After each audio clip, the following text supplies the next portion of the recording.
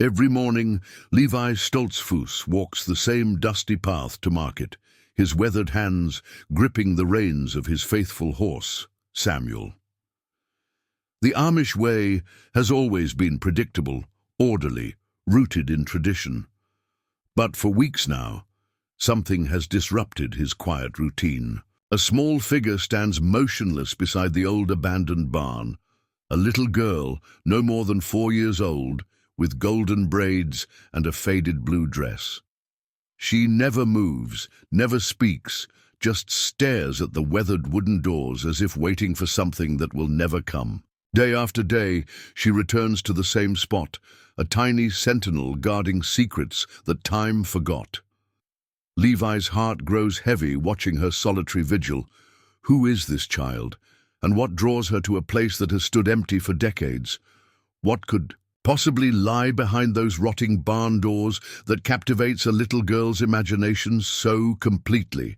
Before we jump back in, tell us where you're tuning in from, and if this story touches you, make sure you're subscribed, because tomorrow I've saved something extra special for you. The leather harness creaked softly against Samuel's broad shoulders as Levi guided the buggy down the familiar gravel road.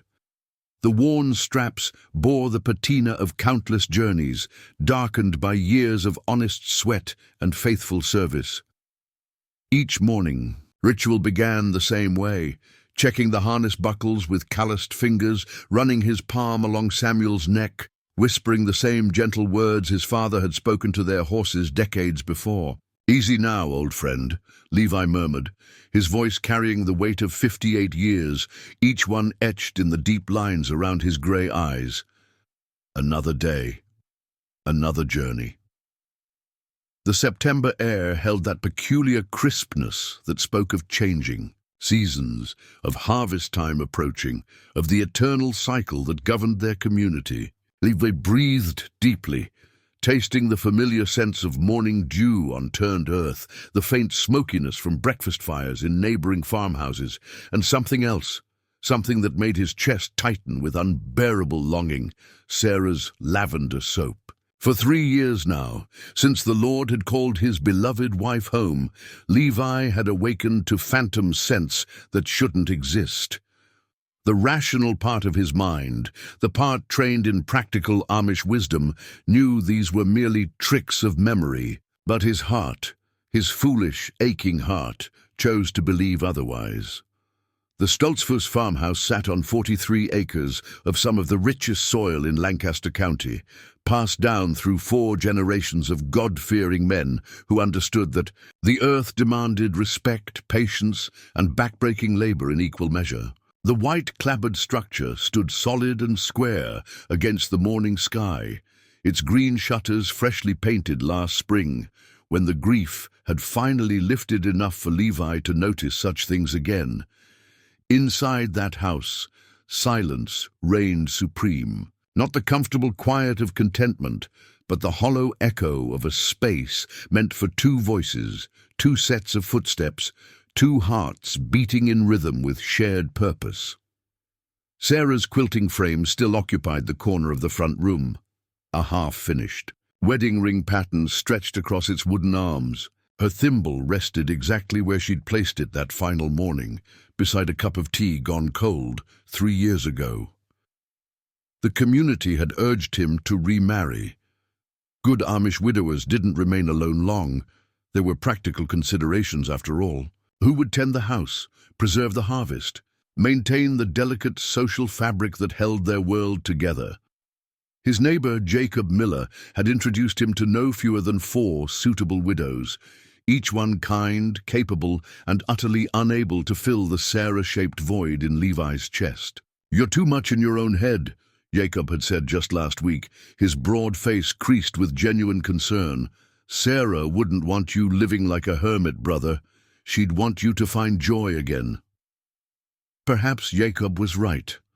Perhaps this daily journey to market had become less about selling produce and more about escaping the suffocating weight of memories. The road offered blessed distraction. The rhythm of Samuel's hooves, the gentle sway of the buggy, the gradual lightening of dawn across fields golden with late corn. And now, this mystery. The abandoned barn first appeared on his left as the road curved past the old Yoder property. Built sometime in the 1920s by Levi's own grandfather, Ezra Stoltzfus, it had once housed the most beautiful music this side of heaven. Grandfather Ezra had possessed a voice like warm honey over fresh bread, and the acoustics in that barn could make even the most hesitant singer sound like an angel. But that was before the ordnung grew stricter, before the elders decided that such gatherings led young people toward worldliness. The barn had been abandoned for nearly 40 years now, its red paint faded to rust brown, its roof sagging under the weight of countless storms. Levi remembered sneaking there as a boy of 12, pressing his ear to the weathered boards to catch the last echoes of his grandfather's hymns. Even then, the place had felt sacred, touched by something deeper than mere human music. And now she stood there. Every morning for 6 weeks, the little girl had appeared beside the barn like a flower blooming in the same spot, season after season. Always in the same faded blue dress that hung loose on her tiny frame, always with those golden braids catching the early sunlight, always with eyes the color of summer sky, fixed unblinkingly on the barn's padlocked doors. The first time Levi had seen her, he'd nearly hauled back on Samuel's reins in shock. Children in their district didn't wander alone, especially not before dawn, especially not to places where they had no earthly reason to be.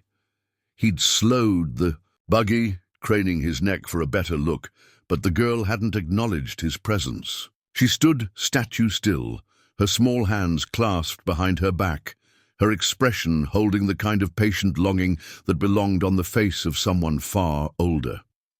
That evening, Levi had made inquiries. Discreet ones, of course. The Amish way favored gentle investigation over bold confrontation. He'd spoken with Ruth Byler at the market, whose network of gossip rivaled any English newspaper. A little girl, you say? Ruth had frowned, her weathered hands never pausing in their sorting of late tomatoes.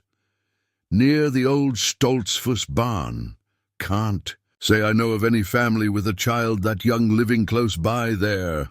Jacob had been equally puzzled when Levi broached the subject over evening coffee. Strange thing to ask about, brother. You sure you saw what you think you saw? Sometimes grief can play tricks on the mind. But Levi knew what he'd seen. Every morning brought fresh confirmation, the girl's unwavering presence, her mysterious vigil, her complete absorption in whatever drew her to that forgotten place. This morning proved no different. As Samuel's steady clip-clop brought them around the familiar curve, there she was. The sight of her small form against the barn's weathered bulk made Levi's breath catch in his throat. Today, she wore the same blue dress, but something about her posture seemed different, more urgent somehow, as if whatever she waited for might finally arrive. Levi found himself pulling gently on the reins, slowing Samuel to a near stop. The horse whickered softly, ears pricked forward with curiosity. They were perhaps 30 yards away now, close enough for Levi to see the determined set of the child's shoulders, the way her golden hair caught fire in the morning sun. For a wild moment he considered calling out to her. The words formed on his lips. "Little one, are you lost? Do you need help?" But something held him back. Perhaps it was the sacred quality of her stillness, the sense that he would be intruding on something holy and private. Perhaps it was simply the lifetime of Amish training that taught a man to observe before acting, to consider consequences before speaking. Or perhaps it was fear, not fear of the child herself, but of the questions her presence raised. What if she truly was lost? What if some family somewhere was searching desperately for their missing daughter? What if his daily inaction was prolonging someone else's agony? But then again, what if she belonged exactly where she stood? What if this daily ritual served some purpose beyond his understanding? The Amish believed firmly that God's plan unfolded in its own time, in its own way. Perhaps this little girl's mysterious vigil was part of some divine arrangement that human interference would only complicate. Samuel shifted restlessly, unused to such lengthy pauses in their routine. Levi made his decision, clicking his tongue softly to urge the horse forward. They passed the barn and its small guardian without incident, but Levi's eyes remained fixed on his rear-view mirror until the curve of the road hid them from sight. The market town of Intercourse bustled with early morning activity. English tourists wandered between vendor stalls, cameras clicking constantly as they documented this glimpse into authentic Amish life. Levi had long since grown accustomed to the stares, the whispered comments about his plain dress and horse-drawn buggy. Let them look, he thought. Their curiosity harmed no one, and their money helped support his community's way of life. Ruth Byler occupied her usual spot beneath the large oak tree, her tables groaning under the weight of late-season produce. At 73, she possessed the energy of someone half her age and the wisdom of someone who'd seen every possible human folly at least twice. "Morning, Levi," she called as he approached, her sharp eyes already cataloguing his load of vegetables. "You're running a bit late today. Everything all right?" "Fine, Ruth. Just taking my time on such a beautiful morning." Levi began unloading baskets of tomatoes, squash, and late corn, arranging them on his assigned table with practiced efficiency. Ruth's skeptical tone suggested she wasn't buying his casual explanation. "You've had that distracted look about you for weeks now. Something weighing on your mind?" How could he explain that every morning brought a fresh mystery that followed him throughout the day? That he'd begun timing his departure specifically to catch sight of the mysterious child? That her presence had become as essential to his routine as checking Samuel's? "Harness? Just wondering about that old barn on the Yoder place," he said finally, hoping his voice sounded casual. "Been thinking it's a shame to let it fall to ruin." Ruth's expression sharpened with interest. "Your grandfather's barn? Now that takes me back. Haven't thought about that place in years. Used to be the prettiest singing you ever heard coming. From there on summer evenings, you remember those days?" "Remember? Child, I was there." "Must have been, 1962 or thereabouts when the elders put a stop to it. Said it was getting too worldly, too much mixing of young folks without proper supervision." Ruth shook her head sadly. "Shame, really. Your grandfather had a voice that could make the angels weep. What happened to all the things inside? The instruments, the sheet music?" "Locked up tight, far as I know. Ezra was heartbroken when they shut it down, but he was an obedient man. Never went against the ordning in his life." Ruth studied Levi's face carefully. "Why the sudden interest? You thinking of asking the elders about reopening it?" No.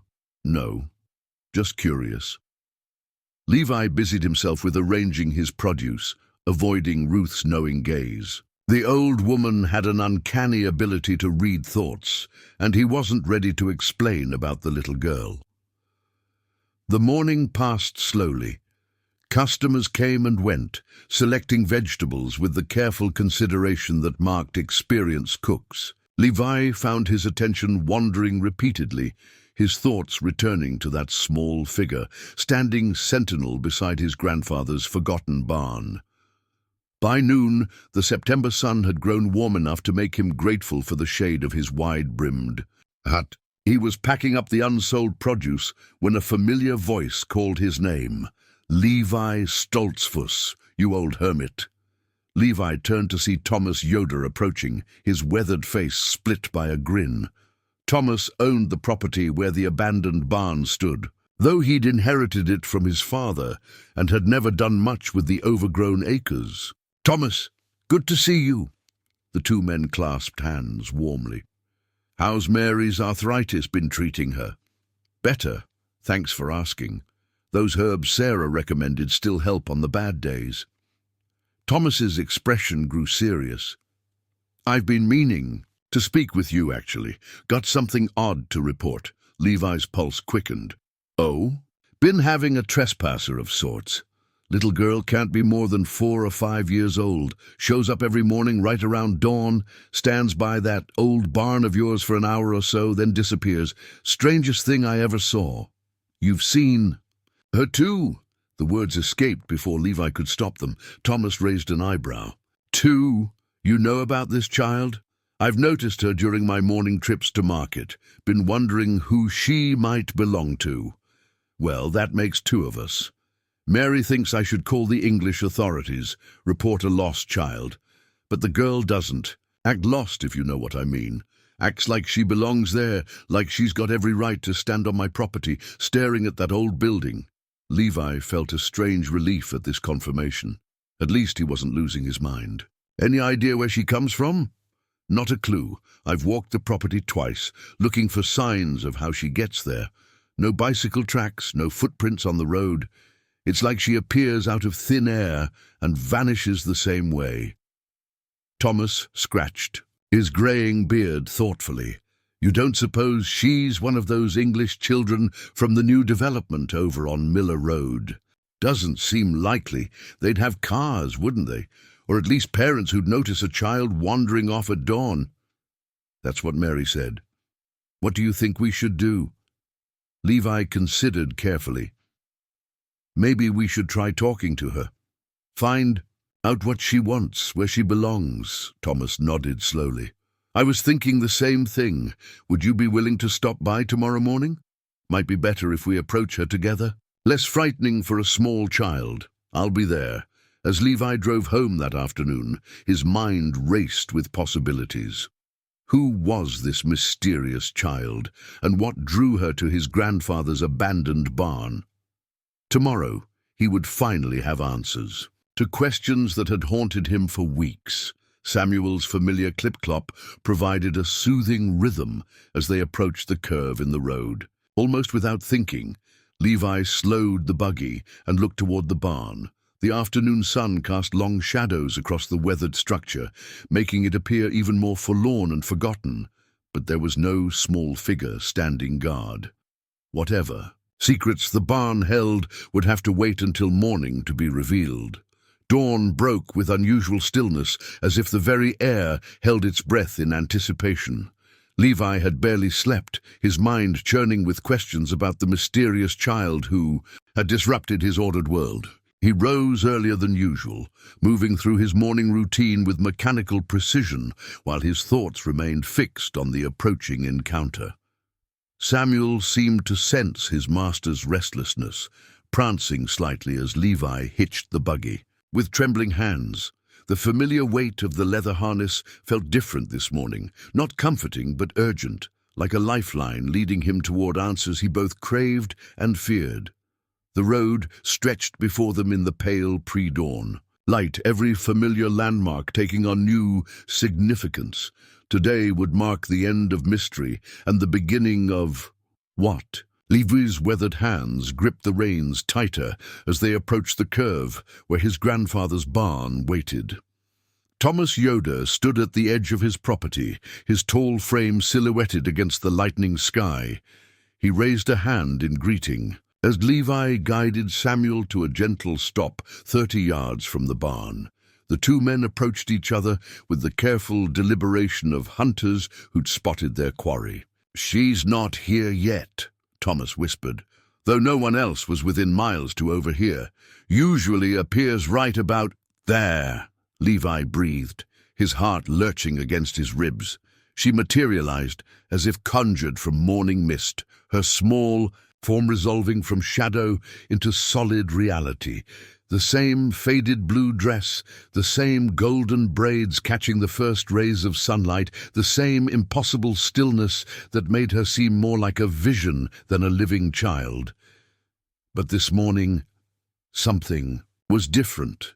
The little girl wasn't staring at the barn's weathered doors with her usual patient longing. Instead, she was trying to push them open, her tiny hands pressed flat against the wood, her entire body straining with desperate effort that was heartbreaking to witness.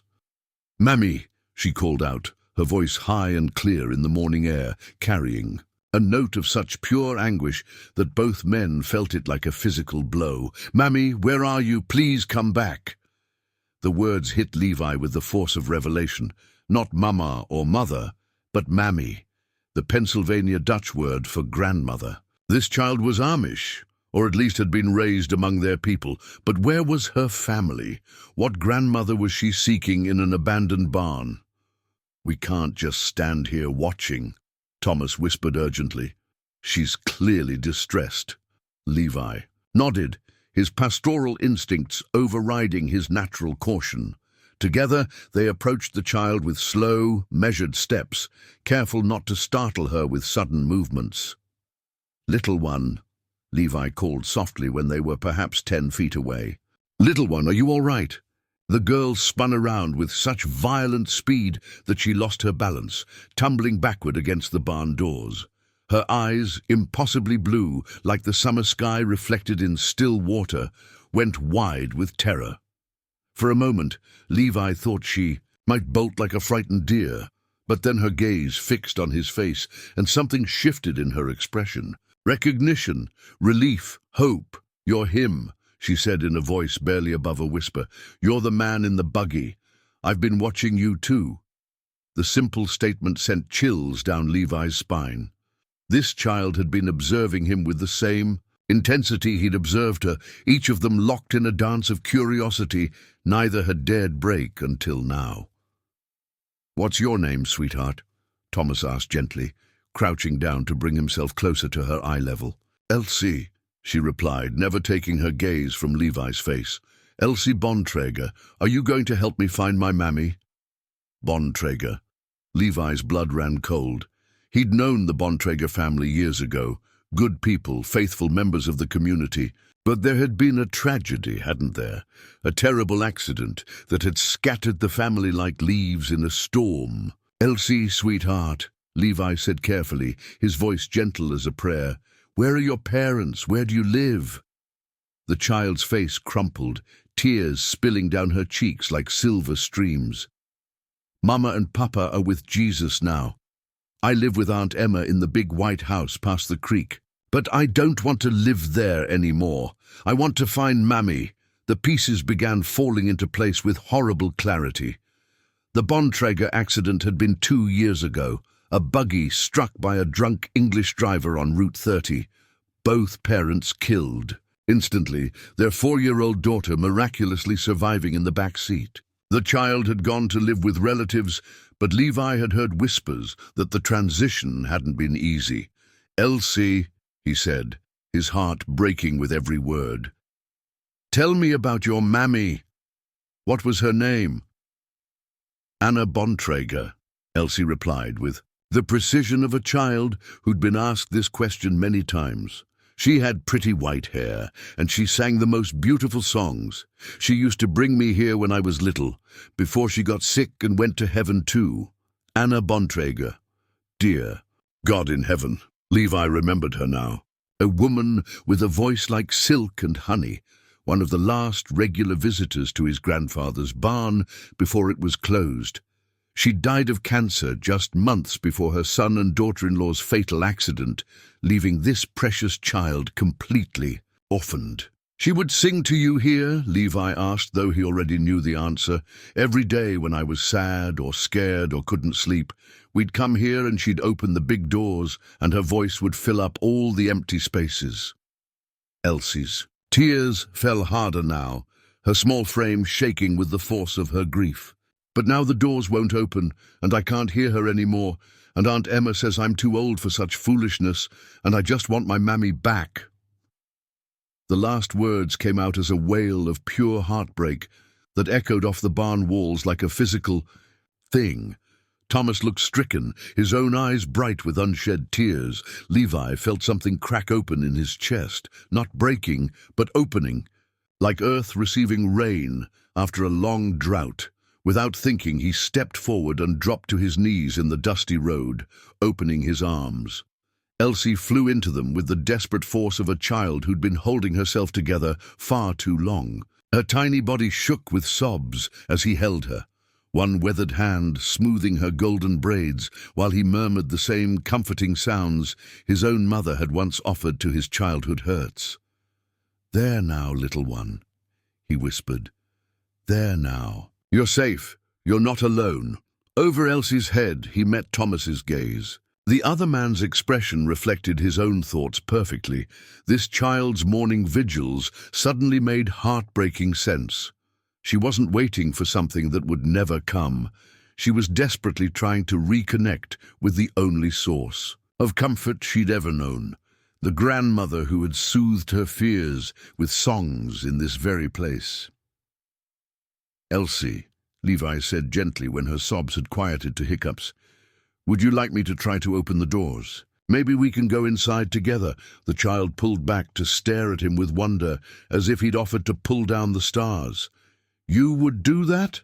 For me? For you, sweetheart, and for your mammy's memory." Thomas produced a large key ring from his pocket, sorting through the various keys with practiced efficiency.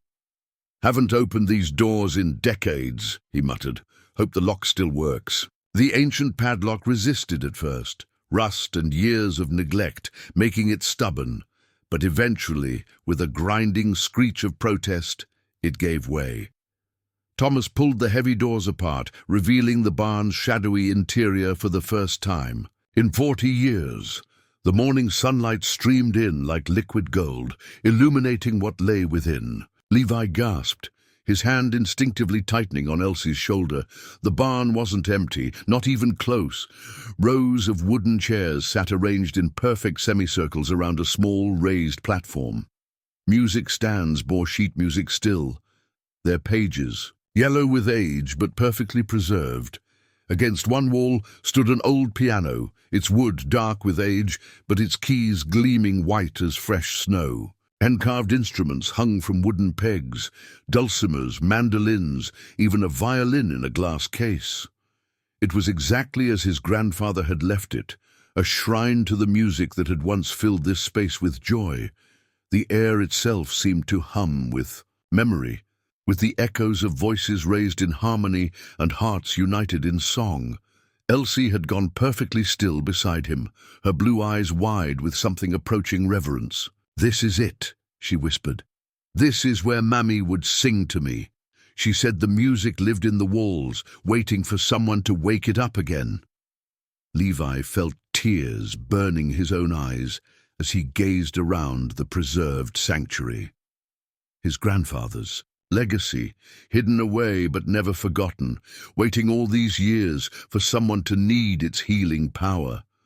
Waiting for a little girl whose heart was breaking for want of her grandmother's songs. The silence inside the barn felt sacred, pregnant with decades of unsung melodies and unspoken prayers.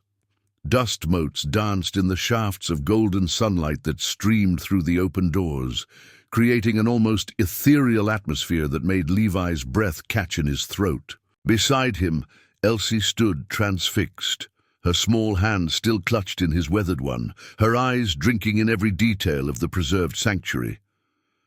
Thomas cleared his throat softly, his voice reverent when he finally spoke. "I had no idea it was still like this. I always assumed the elders had cleared everything out when they shut it down." "Grandfather Ezra was a sentimental man," Levi replied, his voice thick with emotion. "He could never bring himself to destroy what he'd helped create, even when the Ordnung demanded it be abandoned." Elsie took a tentative step forward, then another, drawn as if by invisible strings toward the old piano that dominated one corner of the space. Her small fingers traced the air just above the keys, not quite daring to touch them. "Mammy played this," she whispered. "Her hands were so pretty when she played, like white birds dancing on the keys. She taught me a song, but I can't remember all the words anymore."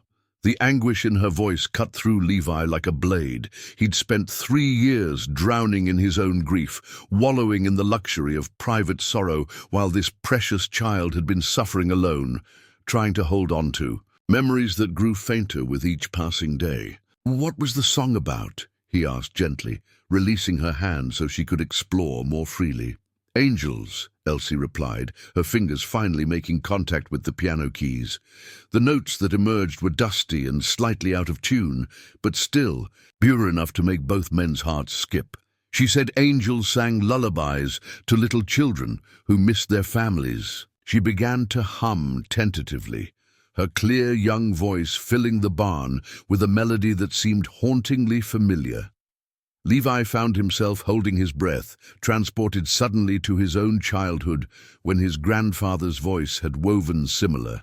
Magic in this very space. I know that song, he said suddenly, the memory rushing back with startling clarity.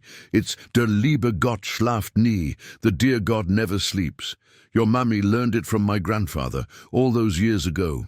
Elsie turned to stare at him with wonder. You know my mammy's song? I do, sweetheart. And if you'd like, I could teach you all the words again. The transformation in the child's face was nothing short of miraculous. Hope bloomed there like a flower opening to sunlight, chasing away the shadows of grief that had made her seem far older than her years. You would do that? Really and truly? Really and truly. Thomas had been exploring the far reaches of the barn, lifting dust covers from various instruments and examining the carefully preserved sheet music.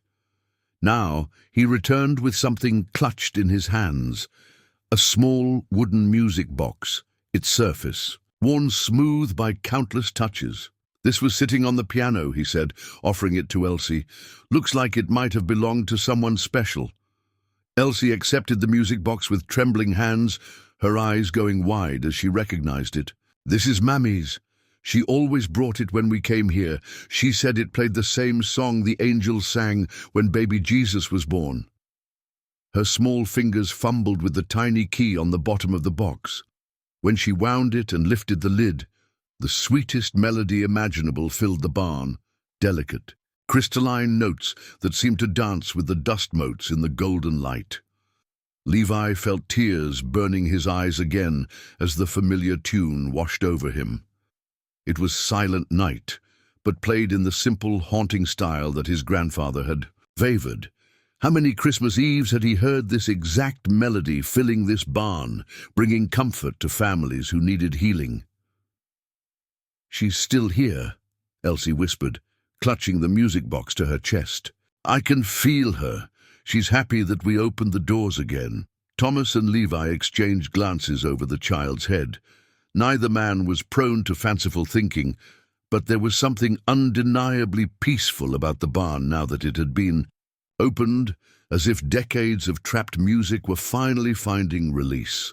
Elsie, Thomas said gently, we should probably get you back to your Aunt Emma. She must be worried sick about where you've been disappearing to every morning. The light in the child's eyes immediately dimmed. Do we have to? Can't I stay here a little longer, please? Your aunt loves you, sweetheart, Levi said carefully. She's trying to take good care of you. But she doesn't understand about the music, Elsie protested, her small chin jutting out with stubborn determination. She says it's foolish to miss people who are gone. She says I should forget about Mammy and Mama and Papa and just be grateful for what I have now. The words hit Levi like a physical blow. How many times had well-meaning neighbors told him essentially the same thing, that he should stop dwelling on Sarah's memory, stop visiting her grave every Sunday, stop keeping her quilting frame exactly as she'd left it. Some people don't understand that love doesn't die just because someone goes to heaven, he said quietly. But that doesn't make your love foolish, Elsie. It makes it precious. That's exactly what Mammy used to say. Elsie's face brightened again. She said, love is the one thing that can travel between earth and heaven, and that's why we remember. People in songs. Thomas was looking increasingly uncomfortable with the direction of the conversation. All the same, child, we need to get you home. Your aunt is probably beside herself with worry. Actually, Levi heard himself saying, maybe I should speak with Emma first. Explain where Elsie's been going, why this place is important to her.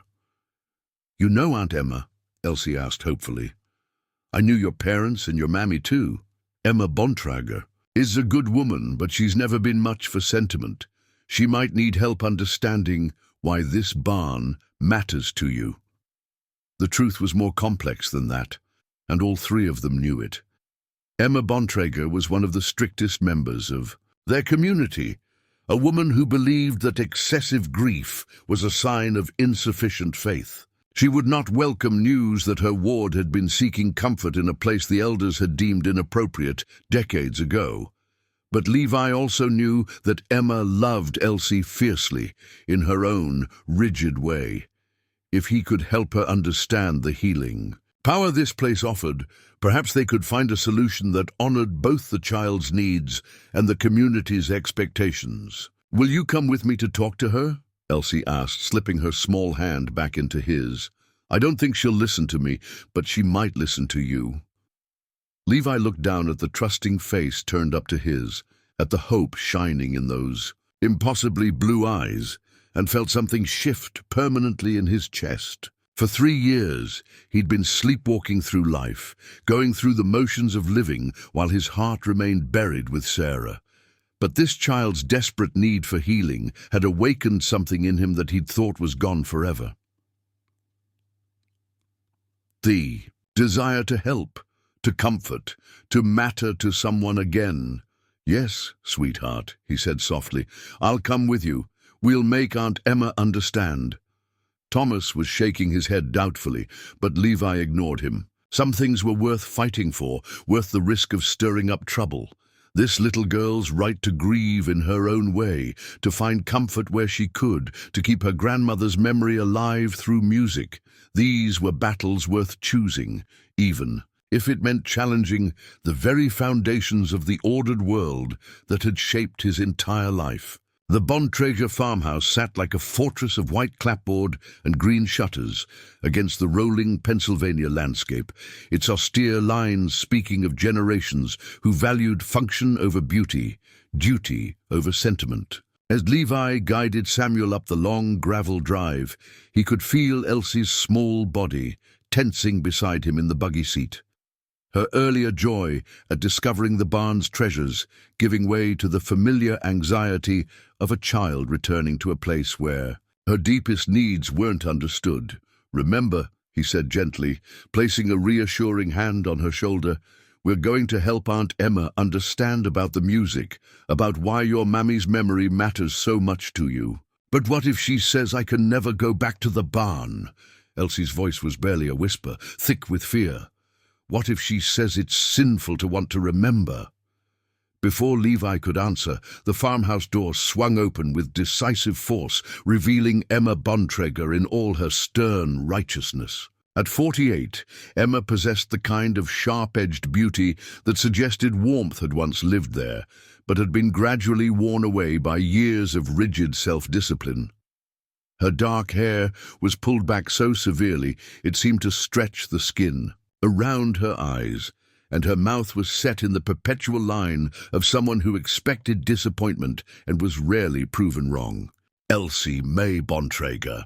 Emma's voice cut across the morning air like a blade. "Where have you been, child? I've been sick with worry." Elsie shrank against Levi's side, her small fingers clutching his sleeve with desperate strength. The sight of the child's terror ignited something protective and fierce in Levi's chest, an emotion he hadn't felt since Sarah's illness, when he'd fought doctors and bureaucrats and anyone else who threatened his wife's dignity.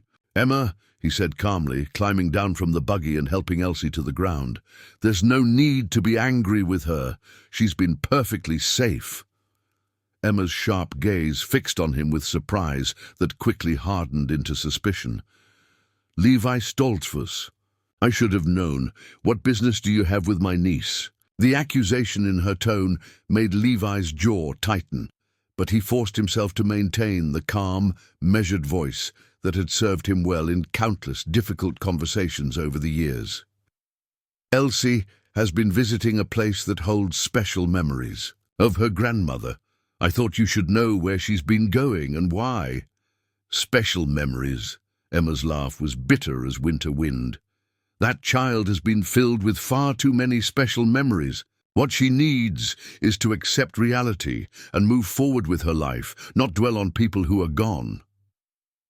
Levi felt Elsie's grip on his sleeve tighten until her small knuckles went white. The child was trembling now, caught between the adults whose conflicting approaches to grief were tearing her young heart in opposite directions. "Emma," he said, his voice growing firmer, "grief isn't something you can simply order a child to stop feeling. Elsie has lost more than most adults could bear. She deserves the chance to heal in her own way." "Heal?" Emma's eyes flashed with righteous indignation. "What she needs is discipline, not coddling. The Lord tests us with loss to teach us not to become too attached to earthly things. The sooner Elsie learns that lesson, the stronger she'll be. She's 4 years old, Emma. Old enough to learn obedience. Old enough to understand that excessive mourning shows a lack of faith in God's plan." Emma stepped closer, her voice dropping to a hiss. "I won't have you filling her head with romantic nonsense about communing with the dead. Anna Bontrager is gone, and no amount of visiting old buildings will bring her back." The casual dismissal of Anna's memory, and by extension, Elsie's pain, sent a surge of anger through Levi, so intense it surprised him. For 3 years, he'd been the model of restrained Amish grief, accepting condolences with quiet dignity, never raising his voice or challenging the community's expectations.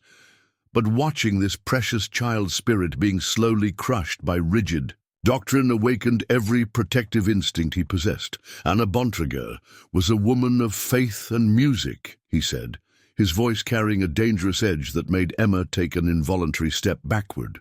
"She understood that God gave us voices to sing His praise, hearts to love His creatures, and memories to honor those who've gone before us.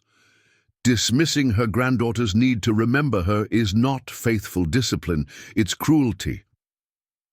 Emma's face went white with shock, then red with fury. "How dare you lecture me about faith? You who've spent 3 years wallowing in self-pity instead of accepting God's will? At least I'm trying to raise this child properly, instead of indulging every whim and fancy." The words hit their mark with surgical precision, finding every doubt and self-recrimination that had plagued Levi since Sarah's death. But instead of crumbling under the attack, he found himself standing straighter, drawing strength from the small hand still clutching his sleeve. "You're right," he said quietly. "I have been wallowing in self-pity. I've been so focused on my own loss that I forgot there were others who needed help carrying their burdens. But that doesn't make your approach to Elsie's grief any less wrong." "What would you know about raising a child?" Emma's voice was shrill now, her composure cracking under the weight of her own defensiveness. "You and Sarah never had children. You have no idea what it takes to guide a young soul toward righteousness." The mention of his and Sarah's childlessness, their quiet sorrow that had never been openly discussed but was known throughout the community, should have devastated him. Instead, it only strengthened his resolve. "You're right again," he said. "Sarah and I never had children of our own, but we had love to give, and we understood that love doesn't die just because someone goes to heaven. Elsie needs that understanding now more than she needs rigid rules about proper grieving." Elsie had been silent throughout the adults' heated exchange, but now she stepped forward with the brave determination of a child who decided to speak her truth regardless of consequences. "Aunt Emma," she said, her voice small but steady, "I found Mammy's music box in the barn. Would you like to hear it play?" Emma's expression softened slightly at the sight of her niece's earnest face, but her voice remained stern. "Elsie, child, we've talked about this. Your grandmother is with Jesus now. Playing with her old things won't bring her back." "I know she can't come back," Elsie replied, her blue eyes filling with tears that she bravely refused to let fall. "But when I hear her music, I remember how much she loved me, and when I remember that, I don't feel so scared anymore." The simple honesty of the child's words hung in the air like a prayer, challenging both adults to see beyond their own positions to the raw human need that lay at the heart of everything. Emma's rigid posture wavered for just a moment, revealing a glimpse of the uncertainty and grief she'd been hiding beneath layers of stern duty. But then her jaw tightened again, and the moment of vulnerability passed. "Levi Stoltzfus," she said with icy formality, "I appreciate your concern, but Elsie is my responsibility now. I'll thank you not to interfere with how I choose to raise her." The dismissal was clear, final, but as Levi prepared to accept defeat and climb back into his buggy, Elsie's small voice rose one more time. "Please, Aunt Emma, just listen to Mammy's song once, please." The music box sat in Elsie's small palms, like a bridge between worlds, its polished wood gleaming in the morning, sunlight that filtered through the farmhouse porch. Emma stared at it with an expression that cycled rapidly between longing, pain, and rigid determination to remain unmoved by sentiment. Levi held his breath as Elsie's tiny fingers found the delicate key and began to wind it with the careful precision of a child who understood that some things were too precious to handle carelessly. The first crystalline notes of "Silent Night" drifted across the tense space between them, each one carrying the weight of memory and the whispered promise of healing. Emma's composure cracked visibly. Her hand flew to her throat as if the melody were a physical thing trying to choke her, and for a moment her sharp features dissolved into something softer, more vulnerable. Levi caught a glimpse of the young woman she must have been before life had taught her that survival required walls built from duty and discipline. "Anna," Emma whispered, the name escaping her lips like a prayer she'd been trying not to say. "Oh, Anna, you foolish woman. Why did you have to fill this child's head with such dreams?" But even as the words carried reproach, her voice held a tremor of grief so profound that Levi felt his own heart clench in recognition. Here was another soul drowning in loss, someone who'd simply chosen a different way of keeping her head above water. The music box wound down, its final notes hanging in the air like incense. Elsie looked up at her aunt with eyes full of hope and desperate love, waiting for some sign that the melody had worked its ancient magic, that music could indeed build bridges across the chasm of grief. "Aunt Emma," she said softly, "do you remember when Mammy used to play this for both of us, when you were little like me?" Emma's facade crumbled completely. She sank onto the porch steps as if her legs could no longer support the weight of her rigid control, and when she spoke, her voice carried the hollow ache of someone who'd been holding pain inside for far too long. "I remember," she said. "I remember everything. That's the problem, Elsie. Some memories hurt too much to carry." Levi found himself moving closer, drawn by an instinct older than thought. He'd spent 3 years believing he was the only one struggling with the weight of memory. But Emma's breakdown revealed a truth he should have recognized long ago. Grief wore many faces, and sometimes the sternest mask hid the deepest wounds. "Emma," he said gently, settling himself on the porch step beside her, "tell us about Anna. Help Elsie understand who her grandmother really was." Emma's laugh was wet with unshed tears. "Anna Bontrager was the most impractical woman who ever drew breath. She believed music could heal anything, solve any problem, bridge any gap. Even when the elders told her to stop, even when they said her singing circles were becoming too worldly, she kept believing that God spoke through melodies as much as through scripture." "She sounds like she was very wise," Levi said. "She was very foolish," Emma corrected, but without the venom that had colored her earlier words. "She filled my head with the same nonsense when I was Elsie's age, made me believe that if I sang pretty enough, prayed hard enough, loved deeply enough, nothing bad would ever happen to the people I cared about." The pieces began falling into place for Levi. Emma's rigid rejection of sentiment, her insistence that Elsie learn to accept loss without dwelling on it. These weren't cruelties born from lack of love, but desperate attempts to spare the child. The kind of devastating disappointment that had clearly shaped Emma's own life. "What happened?" he asked softly. Emma was quiet for so long that Levi thought she might not answer. But then the words began spilling out of her like water from a broken dam, carrying years of suppressed pain and confused anger. "I was 17 when my first baby died," she said, her voice barely audible. "A little boy, born too early, too small. Anna sat by my bedside for 3 days, singing every lullaby she'd ever taught me, convinced that if she just sang sweetly enough, God would send him back to us." Emma's hands twisted in her apron, her knuckles white with tension. When he died anyway, Anna was more devastated than I was.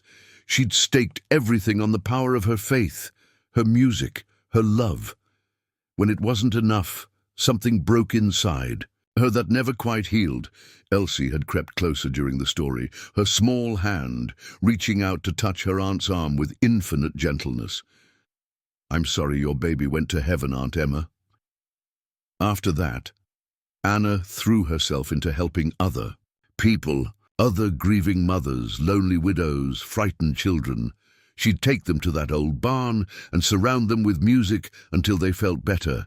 But she never stopped believing she'd failed me, failed my baby. Every song became an apology for not being able to work miracles. But she did work miracles, Levi said quietly. Maybe not the kind she thought she wanted to, but real ones nonetheless.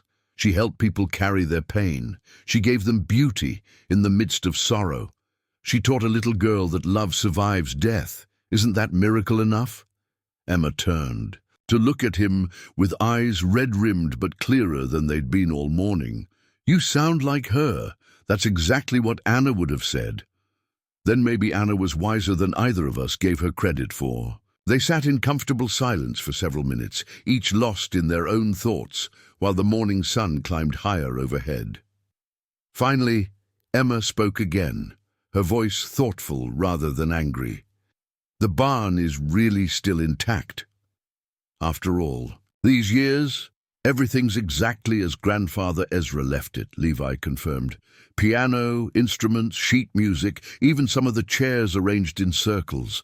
It's like a shrine to the music your mother believed in." "Anna wasn't my mother," Emma said softly. "She was my mother-in-law, but she loved me like her own daughter, especially after the baby died. She used to say grief was just love with nowhere to go, and music helped it find a new direction." Elsie had been listening to this exchange with the intense focus of a child, trying to understand the complicated emotions of adults. Now she spoke up with the startling clarity that sometimes emerges from innocence. "Maybe that's why I need to go to the barn, Aunt Emma. Maybe my love for Mammy and Mama and Papa needs somewhere to go, and the music helps it find them." Emma stared at her niece with something approaching wonder, as if seeing her clearly for the first time. "When did you become so wise, little one?" "Mammy taught me," Elsie replied simply. "She said children understand love better than grown-ups sometimes, because they haven't learned to be afraid of it yet." The observation hung between them like a challenge, forcing both adults to examine their own relationship with the dangerous, transformative power of loving deeply in a world that promised no guarantees against loss. Emma stood slowly, brushing dust from her apron with movements that seemed less rigid than before. "I suppose," she said carefully, "it wouldn't hurt to visit this barn once, just to see what all the fuss is about." The journey to the barn took on the quality of a pilgrimage, 3 souls united in their complicated relationship with grief, making their way along the dusty road in Emma's larger buggy. Elsie sat between the 2 adults, her small body practically vibrating with excitement and nervous energy as they approached the place that had become her sanctuary. Emma's hands gripped the reins with white-knuckled intensity, her jaw set in, the determined line of someone preparing to face a painful reckoning. She hadn't spoken since agreeing to visit the barn, but Levi could feel the tension radiating from her like heat from a forge. This woman was about to confront not just her niece's grief, but her own carefully buried memories of a mother-in-law who had loved too deeply and believed too fervently in the healing power of song. "There it is," Elsie whispered as they rounded the familiar curve, her voice carrying the reverence of someone approaching a sacred space. "Doesn't it look different now that the doors are open?" Indeed, the barn seemed transformed in the afternoon light. Where before it had appeared abandoned and forlorn, now it stood like a welcoming haven, its weathered boards glowing golden in the sun, its open doors revealing glimpses of the treasures within. Emma brought the buggy to a halt some distance from the entrance, her breathing shallow and quick. For a moment, Levi thought she might change her mind, demanding to be taken home before she had to face whatever emotions the barn might unleash. "Anna used to say this place had its own heartbeat," she said suddenly, her voice barely audible. "She claimed if you stood very still and listened carefully, you could hear it keeping time on your own." "Can you hear it now?" Elsie asked, her blue eyes wide with wonder. Emma climbed down from the buggy with movements that seemed fragile, as if she were made of spun glass that might shatter at the slightest jarring. She took several tentative steps toward the barn, then stopped, her head tilted in an attitude of listening. "I don't know," she admitted. "It's been so long since I tried to hear anything like that." Levi helped Elsie down, then followed the two of them toward the barn's threshold. He found himself holding his breath, aware that something significant was about to unfold, not just Emma's first glimpse of the preserved sanctuary, but a confrontation between the woman she'd become and the girl she'd once been, when Anna Bontrager's music had filled her world with possibility. Emma stopped just inside the doorway, her hand pressed to her heart as if the sight had physically struck her. The late afternoon sun streamed through the windows, illuminating every detail of Ezra's carefully preserved legacy. The circles of chairs, the sheet music still arranged on wooden stands, the instruments hanging like sleeping birds from their pegs. "Oh," she breathed, the single word carrying a universe of recognition and pain. "Oh, Anna, you stubborn, beautiful fool." Elsie tugged gently on Levi's sleeve, urging him toward the piano where her grandmother's music box still sat from. Their morning visit. With infinite care, she wound the tiny mechanism and set it playing, filling the barn with the crystalline notes of Silent Night. The effect on Emma was immediate and profound. She moved as if sleepwalking toward the old piano, her fingers trailing along its scarred surface with the familiarity of someone who had touched it thousands of times before. When she reached the bench, she sank onto it with a sound that was half sob, half sigh. "I used to sit here," she whispered, her voice thick, with unshed tears, "right here while Anna played. She'd let me turn the pages of the sheet music, made me feel so important, so grown up. She said I had the best listening ears of any child she'd ever known." "You can play again," Elsie said, with the generous certainty of a child offering her most precious treasure. "Mammy would want you to play her songs." Emma's laugh was wet and broken. "Oh, sweetheart, I haven't touched a piano in 30 years. I wouldn't remember how." "Your hands remember," Levi said quietly, settling himself in one of the nearby chairs. "Some things are too deeply learned to ever be completely forgotten." Emma's fingers hovered over the keys like birds afraid to land. Then, with visible effort, she pressed a single note, middle C, clear and true in the hushed space. The sound seemed to unlock something inside her, and suddenly her hands were moving across the keyboard with increasing confidence, picking out a melody that Levi recognized as one of the old hymns his grandfather had favored. "Amazing Grace," she murmured, her voice joining the piano in a harmony so pure it made the air itself seem to shimmer. "Anna's favorite." She used to say it was the only song that perfectly captured what it meant to be lost and found at the same time. Elsie climbed onto the bench beside her aunt, her small hands finding their place among the lower keys, adding her own innocent harmonies to the ancient melody. The two voices, one seasoned by sorrow, one bright with hope, wove together in the golden light like threads in one of Anna's legendary quilts.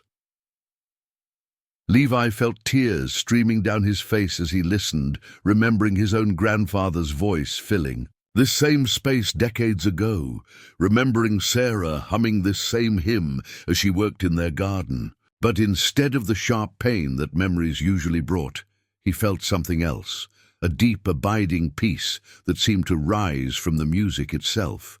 This was what Anna Bontrager had understood that the rest of them had forgotten. Grief wasn't something to be overcome or set aside or disciplined into submission. It was love transformed, love given new expression, love learning to sing in a different key. The music didn't erase the pain. It gave it somewhere beautiful to live. When the last notes faded, Emma sat with her hands still resting on the keys, her face streaked with tears, but somehow lighter than Levi had ever seen it. Beside her, Elsie was glowing with the quiet satisfaction of someone who had just watched a miracle unfold. "She's here," Emma said softly, her eyes scanning the rafters, as if she could see something the others couldn't.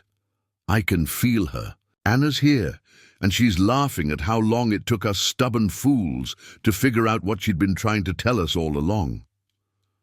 "What was she trying to tell us?"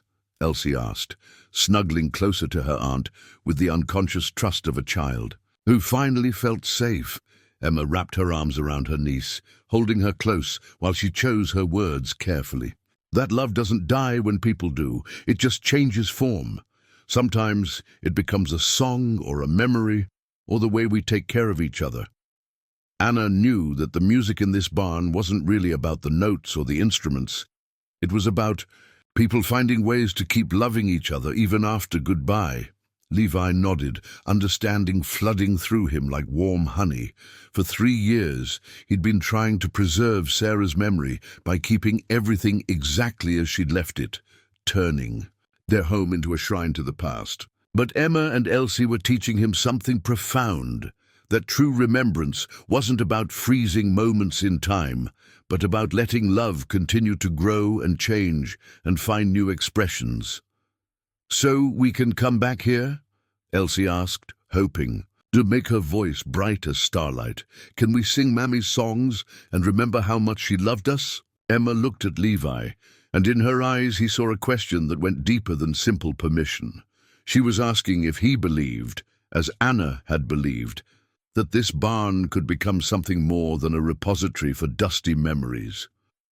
She was asking if he would help her turn it back into what it had always been meant to be, a place where broken hearts came to remember how to sing. 3 weeks had passed since Emma's emotional reconciliation with the barn, and what followed felt like the awakening of something that had been dormant for decades. Word spread quietly through the Amish community, as such things always did, carried on the wind of women's conversations at market, woven into the casual exchanges between neighbors, whispered in the sacred spaces between prayer and daily work. The barn had been reopened, not officially, of course. There had been no formal announcement, no petition to the elders, no grand declaration of intent. But somehow, people began finding their way there. Mrs. Yoder arrived one morning with her twin grandsons, both struggling with nightmares since their father's farming accident. The Miller family appeared the following week, their teenage daughter, still grieving the loss of her closest friend to cancer. Each visitor seemed drawn by the same inexplicable pull that had brought Elsie to those weathered doors, morning after morning. And each one left carrying something they hadn't possessed when they arrived, a sense of peace, a moment of connection, a memory transformed from burden into blessing. Levi found himself becoming the unofficial guardian of this resurrection, arriving early each morning to open the doors, staying late to ensure everything was properly secured. He told himself it was simple caretaking, the kind of practical responsibility that came naturally to an Amish man.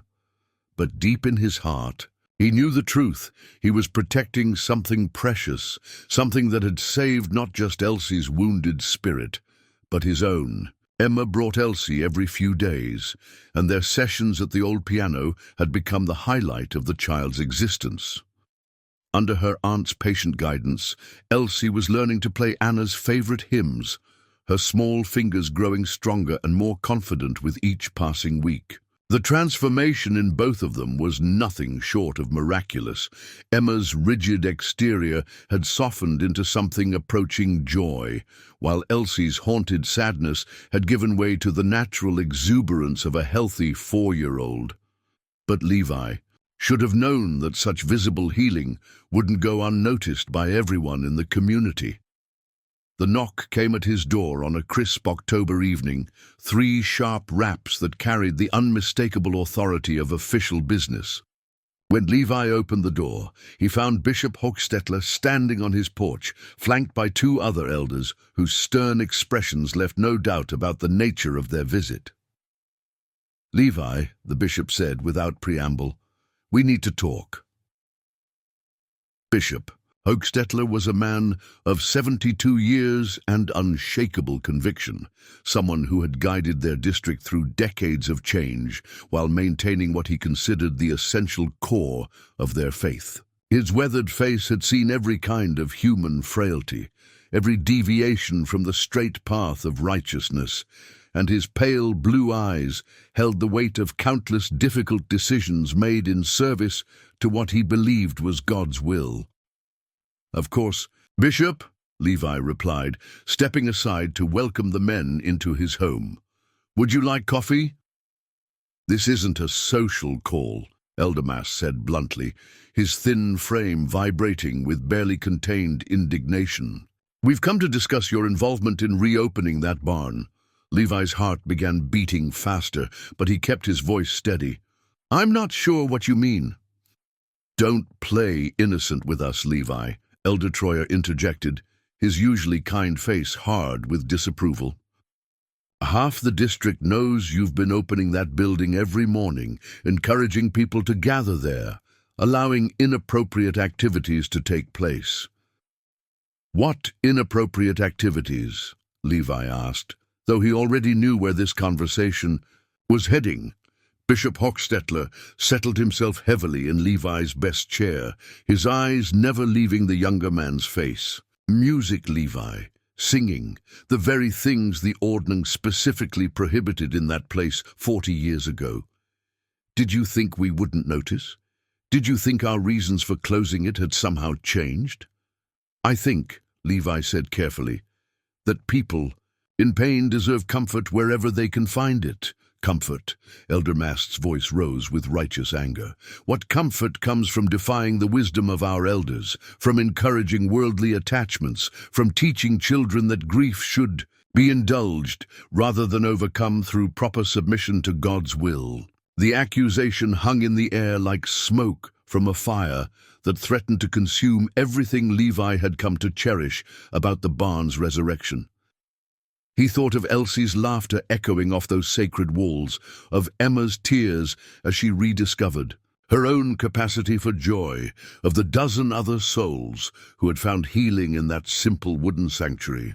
"With respect, Bishop," he said, his voice growing stronger with each word, "I've seen more genuine faith in that barn over the past month than I've witnessed in years of formal worship. When a grieving child learns to sing again, when a bitter woman remembers how to love, when people discover that their pain can be transformed into something beautiful.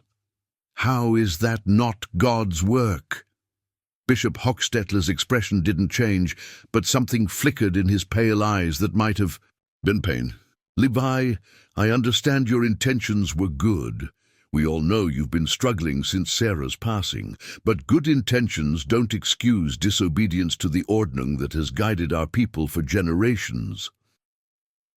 The ordnung is meant to protect us, Elder Troyer added, his tone slightly gentler than his colleagues.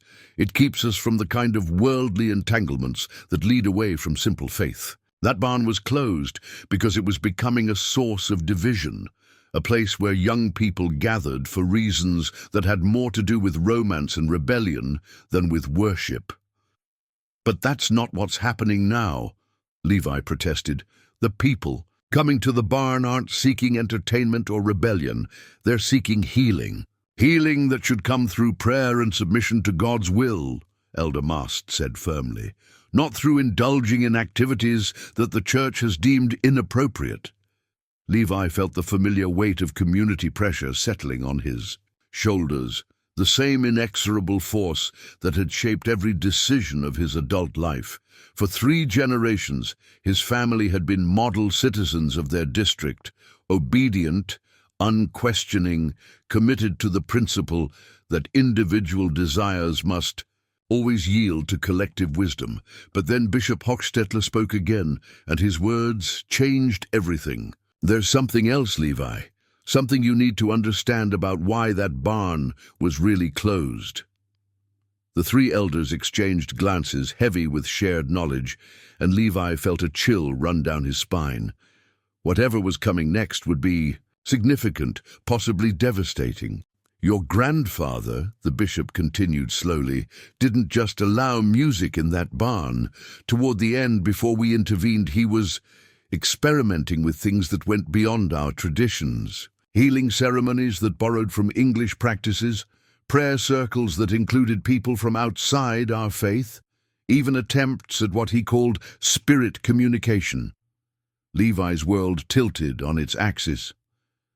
That's impossible.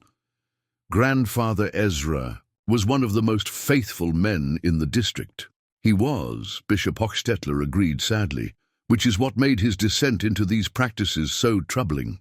Grief for your grandmother affected his judgment. He became convinced that music could be used to reach across the veil between life and death, that the right songs could bring messages from those who had passed on.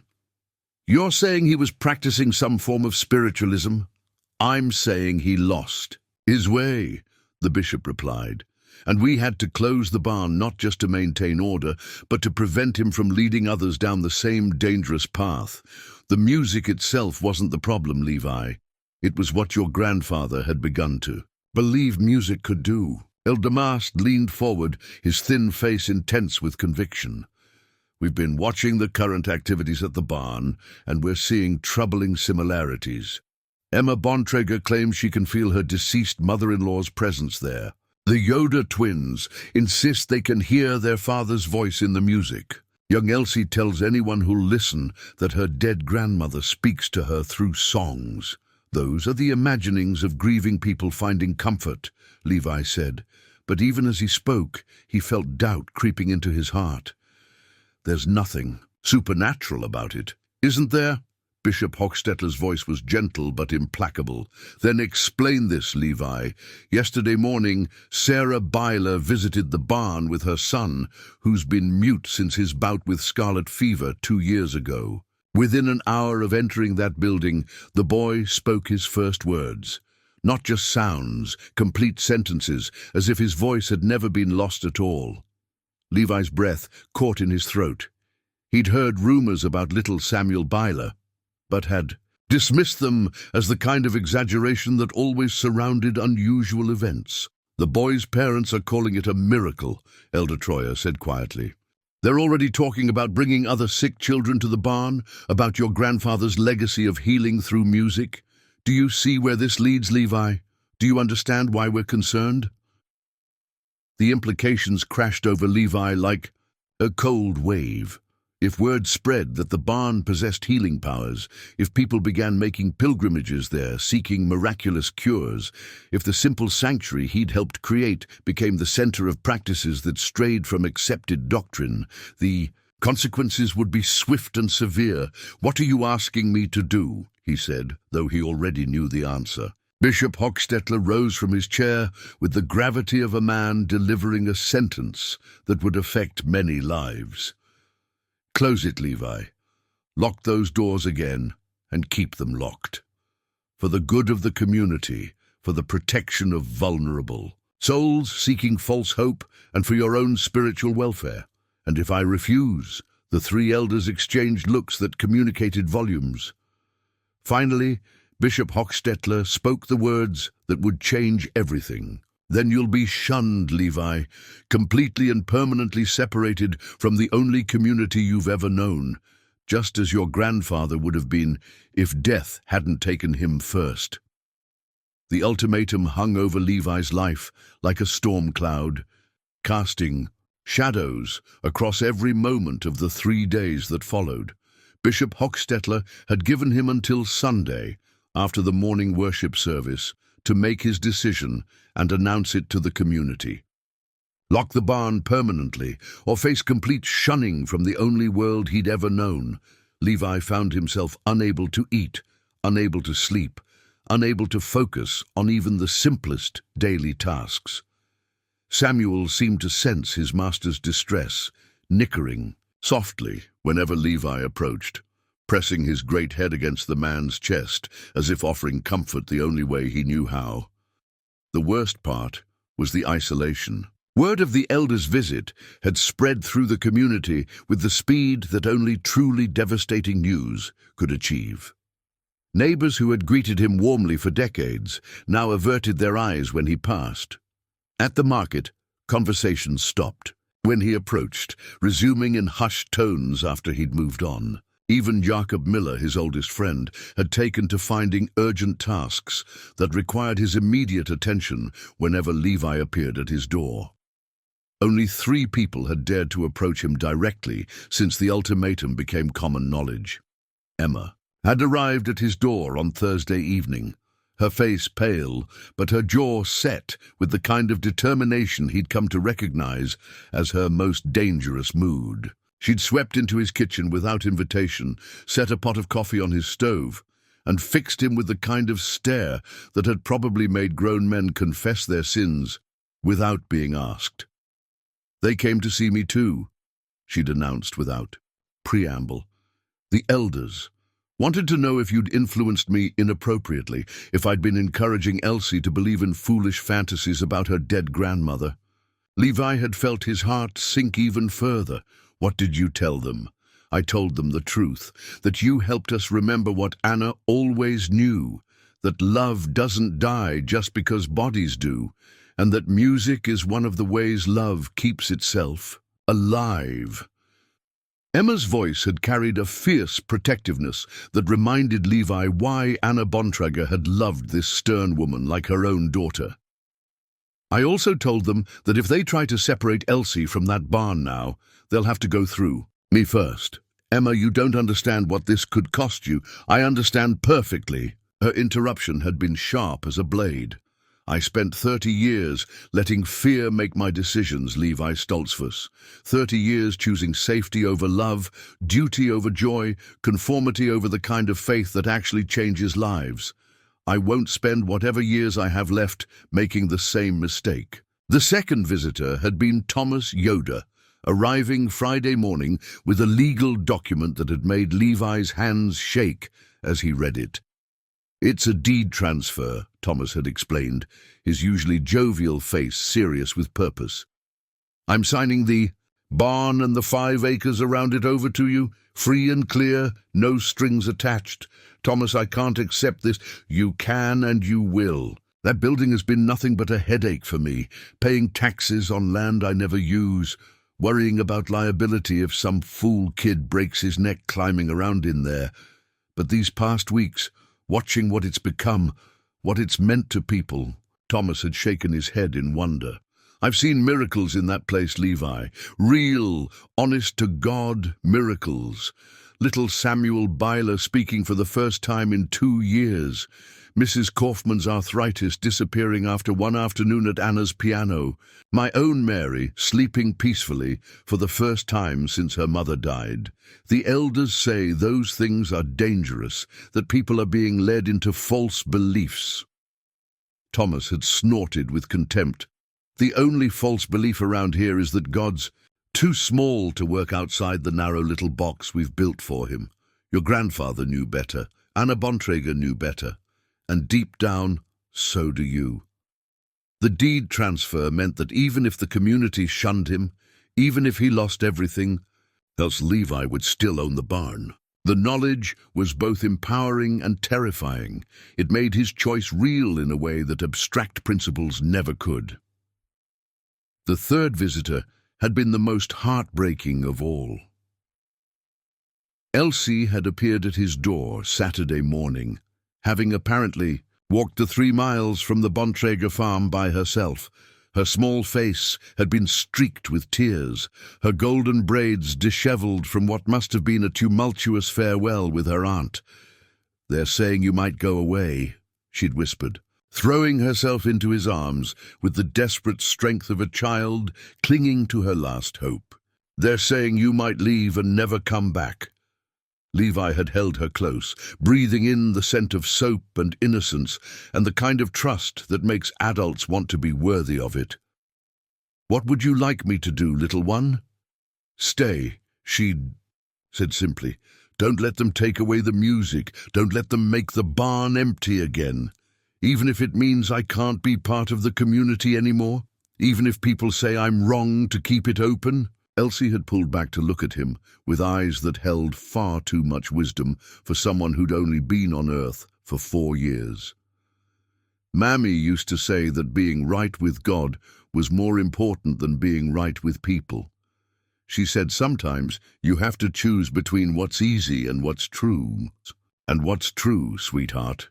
That love is stronger than rules, that music makes sad hearts happy again, that you can't honor dead people by pretending they never mattered." Now, on Sunday morning, Levi sat in his kitchen as dawn broke over the Pennsylvania countryside, Elsie's words echoing in his mind as he prepared to make the most important decision of his life. In a few hours, he would stand before his community and announce whether he would submit to their wisdom or follow his own conscience into exile. The practical considerations were staggering. If he were shunned, he would lose access to everything that had structured his existence, the mutual aid that helped Amish families survive economic hardship, the social bonds that had sustained him through Sarah's illness and death, the shared rituals that gave meaning to the passage of seasons and years. He would become a ghost among his own people, invisible and untouchable until he either submitted completely or moved away to start over among strangers. But if he submitted, if he locked the barn and destroyed what had been built there, he would lose something else, the sense of purpose that had finally begun to heal his wounded soul, the knowledge that he was protecting something precious and irreplaceable, the trust of a little girl who had already endured too many abandonments. More than that, he would lose the connection to his grandfather's true legacy. Not the cautious, rule-following farmer that community memory had preserved, but the man who had believed deeply enough in music's healing power to risk everything for it. Even if Ezra had strayed into practices that made the elders uncomfortable, his fundamental insight remained sound, that grief needed somewhere to go, and that beauty could transform pain into something bearable. The sound of buggy wheels on gravel interrupted his brooding. Through his kitchen window, Levi could see a procession of vehicles making their way down his lane. Emma's buggy in the lead, followed by the Yoders, the Millers, the Kaufmans, and at least a dozen other families, whose lives had been touched by the barn's resurrection. They weren't coming to worship at the meeting house this morning. They were coming to him. Levi rose from his kitchen table with legs that felt unsteady, his heart pounding as he realized what was happening. These people had made their own choice, risking their own standing in the community to support something they believed was worth preserving. Emma was the first to reach his door, her face set with the kind of determined calm that suggested she'd spent her own sleepless night reaching. This moment Behind her, Elsie bounced with nervous excitement, her small hand clutched firmly in her aunt's weathered one. "We've come to ask a favor," Emma announced as soon as Levi opened the door. "What kind of favor?" "The kind that requires courage, Thomas." Yoda called from beside his buggy, where he was helping his wife down from the high seat. "We want you to hold service at the barn this morning. Real service, with singing and prayer and everything the elders say we can't have there." "You're asking me to defy the bishop directly," Levi said, though his heart was already racing with the possibility. "We're asking you to remember what worship is supposed to be about," Mrs. Kaufman said, her aged voice carrying across the morning air like a bell. "Not about following rules for the sake of rules, but about opening our hearts to God's love and letting it flow through us to others. If you do this," Levi said slowly, looking around at the assembled faces, "you'll all be risking shunning alongside me. Is that really what you want?" "What we want," Emma said firmly, "is to honor the people we've loved and lost by refusing to let fear make us forget what they taught us about living. Anna Bontrager died believing that music could heal the world. Your grandfather died believing the same thing. Maybe it's time we found out if they were right." Elsie tugged on Levi's sleeve, drawing his attention down to her upturned face. "Will you do it? Will you help us sing for Mammy and all the other people who went to heaven?" Looking into those trusting blue eyes, feeling the weight of the community's expectation and hope, Levi felt something settle deep in his chest. Not peace, exactly, but a kind of resigned determination that felt surprisingly like freedom. "Yes," he heard himself saying, the word emerging from somewhere deeper than thought or calculation. "Yes, I'll do it." The smile that lit Elsie's face was brighter than sunrise, and in that moment, Levi knew that whatever consequences followed, he had made the right choice. The barn had never looked more beautiful than it did that Sunday morning, with golden October sunlight streaming through its weathered boards and the voices of 43 souls raised in harmony that seemed to make the very air shimmer with sacred energy. Emma sat at the old piano, her fingers moving across the keys, with confidence that had grown stronger each day since her reconciliation with Anna's memory. Elsie stood beside the bench, her clear soprano floating above the adult voices like a bird riding thermals toward heaven. They were singing "How Great Thou Art" when Bishop Hochstetler arrived. Levi saw him first, a tall, dark figure silhouetted against the bright doorway, flanked by the same two elders who had delivered the ultimatum 3 days before. The sight should have filled him with dread, but instead he felt only a deep, abiding peace. He had made his choice, and these people had made theirs. Whatever came next, they would face it together. The singing faltered as others noticed the bishop's presence, voices trailing off until only Elsie's pure tones continued, her 4-year-old heart too innocent to understand that their sanctuary had just been invaded by official disapproval. Emma's hands stilled on the keys, but she didn't rise from the bench or show any sign of submission. "Continue," Levi said quietly, his voice carrying clearly in the sudden silence. "We came here to worship, and that's what we'll do." Bishop Hochstetler stepped into the barn with the measured pace of a man accustomed to being obeyed without question. His pale blue eyes swept the assembled congregation, members of families that had formed the backbone of their district for generations, people whose ancestors had helped build their community's reputation for faithful adherence to the old ways. "This gathering is in direct violation of the Ordnung," he announced, his voice carrying the weight of absolute authority. "I order you all to leave immediately and return to your homes for proper reflection on your disobedience." No one moved. Tiwa, silence stretched taut as a wire, charged with the kind of tension that precedes storms. Levi could feel the collective held breath of his friends and neighbors, the weight of a moment that would define not just his own future, but the future of their entire community. Then Emma began to play again.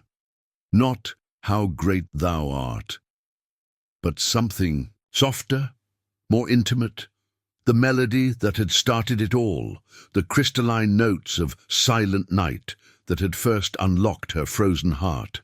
One by one, voices joined her, tentative at first but growing stronger as the familiar words reminded them why they had chosen to be here. Silent night, holy night, all is calm, all is bright. Bishop Hochstetler's face flushed with anger, but before he could speak again, something extraordinary happened. A new voice joined the hymn, young, uncertain, but unmistakably present.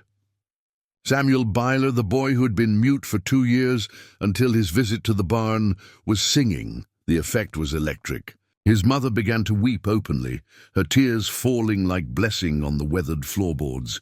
Other parents pulled their children closer, protective instincts warring with the evidence of something miraculous unfolding before their eyes. Round. Yon virgin mother and child, holy infant so tender and mild. Enough! Bishop Hochstetler's shout echoed off the rafters like thunder. This defiance ends now. But his words were lost beneath the swelling chorus of voices, each person finding strength in the solidarity of shared purpose. Mrs. Kaufman's warbling alto, Thomas Yoder's deep bass, the Miller children's bright harmonies, all weaving together into something larger than the sum of its parts. Levi stepped forward, placing himself between the bishop and the congregation, his weathered face calm, with the kind of peace that comes from finally understanding one's true calling. "Bishop," he said quietly, his voice somehow audible beneath the music, "I've made my choice. These people have made theirs. We're not rebelling against God. We're trying to find him in the way he chose to reveal himself to us. You're following false signs, Levi, leading good people astray with supernatural nonsense and emotional manipulation. I'm following love," Levi replied simply. "The love that brought my grandfather to build this place, that moved Anna Bontrager to fill it with song, that led a grieving little girl to stand outside those doors every morning until someone finally listened to what she needed." Bishop Hochstetler's pale eyes blazed with righteous fury. "Then you choose exile, permanent separation from this community, from your family, from everything that has given your life meaning, and anyone who continues to follow you down this path will face the same consequence." The hymn reached its crescendo, dozens of voices united in the ancient promise of peace on earth and mercy mild. In that moment, surrounded by the music that had saved his soul and the people who had chosen love over fear, Levi felt Sarah's presence as clearly as if she were standing beside him. She would have been proud of this choice. "So be it," he said, his voice steady as stone. "If following love means losing everything else, then I choose love." The bishop raised his hand, preparing to pronounce the formal words of shunning that would sever Levi from his community forever. But before he could speak, another voice cut through the sacred air, young, clear, and absolutely fearless. "Wait!" Elsie's voice cut through the tension like a silver bell, pure and commanding, in a way that made every adult in the barn freeze in place. She had climbed onto the piano bench beside Emma, her small frame dwarfed by the instrument, but her presence somehow filling the entire space with an authority that defied her 4 years of age. "You can't make him go away," she declared, her blue eyes fixed on Bishop Hochstetler with the fearless certainty of childhood innocence. "He's the only one who listened when I needed help. He's the only one who understood that missing people isn't wrong, it's love." Bishop Hochstetler's stern expression wavered slightly at the sight of the determined child, but his voice remained firm. "Little one, you don't understand the complexities of adult decisions. Brother Levi has chosen to defy the rules that keep our community strong. I understand that grown-ups sometimes forget how to hear God's voice because they're too busy listening to their own. Elsie replied, her words carrying a wisdom that seemed to come from somewhere far beyond her years. Mammy told me that before she died. She said the rules are supposed to help us love each other better, but sometimes people use them to stop loving instead. A murmur ran through the congregation, parents exchanging glances at the child's startling clarity. Emma's hands trembled. On the piano keys, her face glowing with pride and protective fear in equal measure. "Elsie, sweetheart," Emma said softly, "perhaps we should let the adults handle this." "No, Aunt Emma. Mammy said children see things clearer sometimes because their hearts aren't all cluttered up with being scared." Elsie turned back to the bishop, her small chin jutting out with stubborn determination. "You want to send away the man who opened the doors so I could find my mammy's music again. You want to lock up the place where Samuel learned to talk, where Mrs. Kaufman's hands stopped hurting, where all of us learned that dead people can still help living people if we remember them right." Bishop Hochstetler opened his mouth to respond, but Elsie wasn't finished. "And you know what? I think you're scared too. I think you're scared that maybe the rules you've been following all these years aren't the same thing as loving God the way He wants to be loved." The barn fell silent, except for the whisper of wind through weathered boards and the distant sound of Samuel's steady breathing. Bishop Hochstetler stared at the small figure on the piano bench, his weathered face cycling through expressions of shock, anger, and something that might have been recognition. "Out of the mouths of babes," Mrs. Kaufman whispered, her aged voice carrying clearly in the hushed space. Elder Maas stepped forward, his thin frame rigid with indignation. "Bishop, we cannot allow a child to question the authority of the church. This is exactly the kind of disruption that—" "Be quiet, Daniel." The bishop's words stopped Elder Maas mid-sentence, his commanding tone brooking no argument. For a long moment, Bishop Hochstetler studied Elsie's upturned face with the intensity of a man seeing something for the first time. "Tell me, child," he said finally, his voice gentler than it had been all morning. "What do you think your grandmother would say about all this?" Elsie's face brightened immediately, as if the question had unlocked something joyful inside her. "Oh, that's easy. Mammy would say that music is God's way of reminding us that heaven isn't as far away as we think. She'd say that when people sing together with love in their hearts, they're doing exactly what the angels do, and that's always right, even if it doesn't follow the rules perfectly."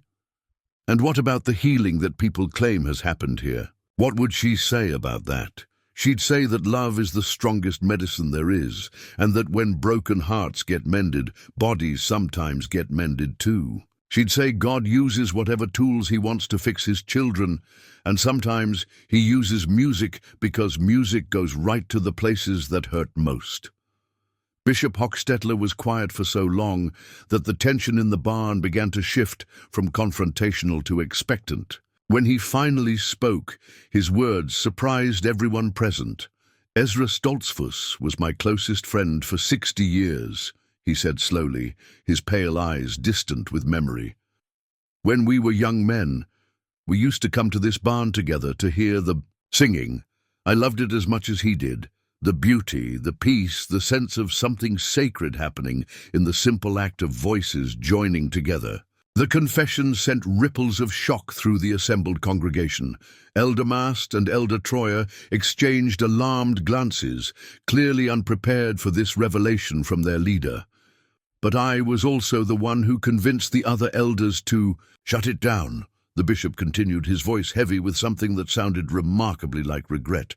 I let fear of change, fear of losing control, fear of anything that didn't fit neatly into our established ways, convince me that something beautiful was dangerous. He looked around the barn, taking in the carefully preserved instruments, the circles of chairs that still held the memory of countless gatherings, the faces of people who had found healing in this simple wooden sanctuary. "Perhaps," he said quietly, "it's time I stopped being afraid." 1 year later, on a crisp October morning that mirrored the day everything had changed, Levi stood in the doorway of the barn watching Elsie teach a song to 3 other children whose families had recently joined their small but growing congregation. The little girl who had once stood silent and alone outside these weathered doors now moved with the confident grace of someone who knew herself to be deeply loved and thoroughly at home. "Remember," she was saying to 6-year-old Moses Yoda, her voice carrying the patient authority of someone who had become the barn's unofficial ambassador, "the most important part isn't singing all the words perfectly. The most important part is letting your heart mean what you're singing." Emma sat at the piano, her weathered fingers moving across the keys with the fluid confidence that had returned gradually over the months since Bishop Hochstetler's extraordinary change of heart. The transformation in her had been nothing short of miraculous. The rigid, fearful woman who had once tried to discipline grief out of her niece had become someone who radiated the kind of gentle strength that drew wounded souls, like flowers following sunlight. "Are you ready for the newcomers this afternoon?" she asked Levi, glancing up from the sheet music she'd been arranging. Levi nodded, though his heart still fluttered with nervous anticipation whenever new families arrived seeking the kind of healing that had made their barn famous throughout the broader Amish community. Word had spread quietly but persistently about the place where grief was transformed into song, where broken hearts learned to beat in harmony again, where the boundary between earth and heaven seemed remarkably thin. "The Millers from Ohio arrive around 2 o'clock, he said. "Their youngest daughter has been having nightmares since her grandfather's passing, and there's a family from Indiana coming later this week, parents who lost a son in a farming accident and haven't been able to find peace." "They'll find it here," Emma said with quiet certainty. "Just like we did." The barn had changed significantly over the past year, though always in ways that honored its original spirit.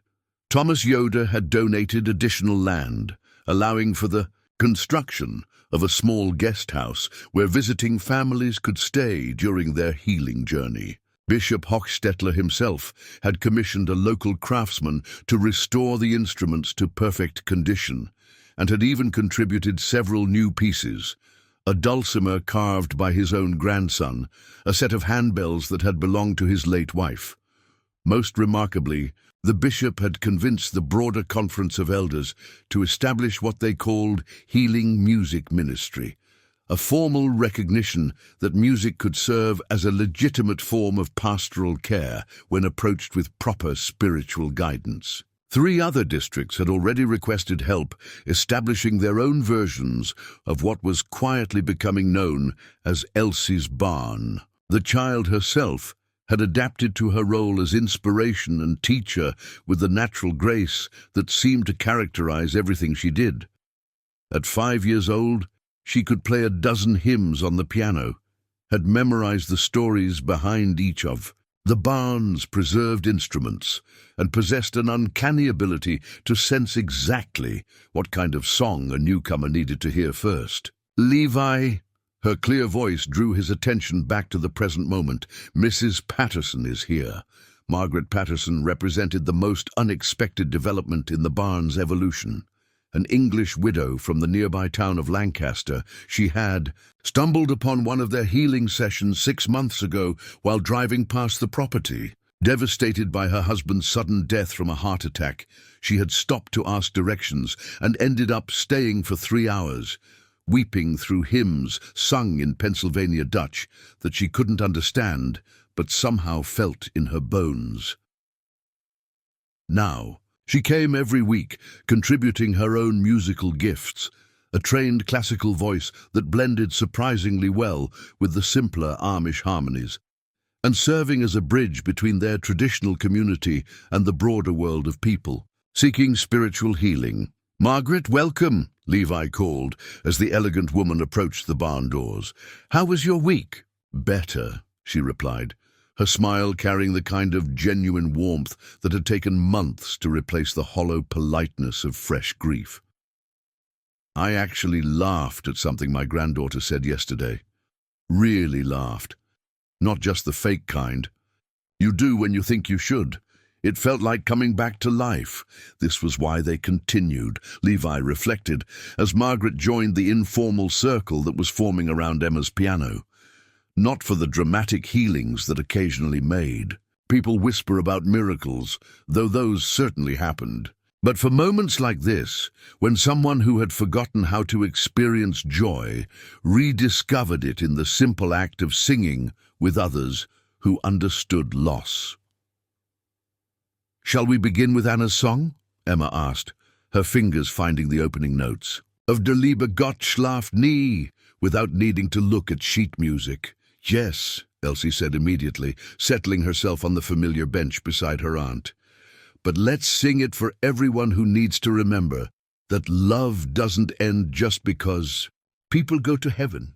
As the voices rose in harmony, young and old, Amish and English, those who had found healing and those still searching for it, Levi felt the familiar sense of peace that had replaced the grinding loneliness of his first 3 years without Sarah. He could feel her presence in the music, not as a ghost or supernatural visitation, but as the living continuation of the love they had shared. This was Anna Bontrager's true legacy, he understood now. Not the specific songs she had sung, or the particular comfort she had offered to one grieving child, but the understanding that love transforms rather than dies, that music can carry what words cannot express, and that healing happens not when we forget our losses, but when we learn to carry them beautifully. Outside the barn, Samuel whinnied softly from the pasture where he grazed in contentment, and the October sun painted the Pennsylvania countryside in shades of gold that spoke of harvest completed and winter approaching. But inside the weathered wooden walls, surrounded by voices raised in ancient harmony, it felt like eternal spring, a place where broken hearts came to remember how to sing, where the boundary between memory and hope dissolved into something that was simply and profoundly love.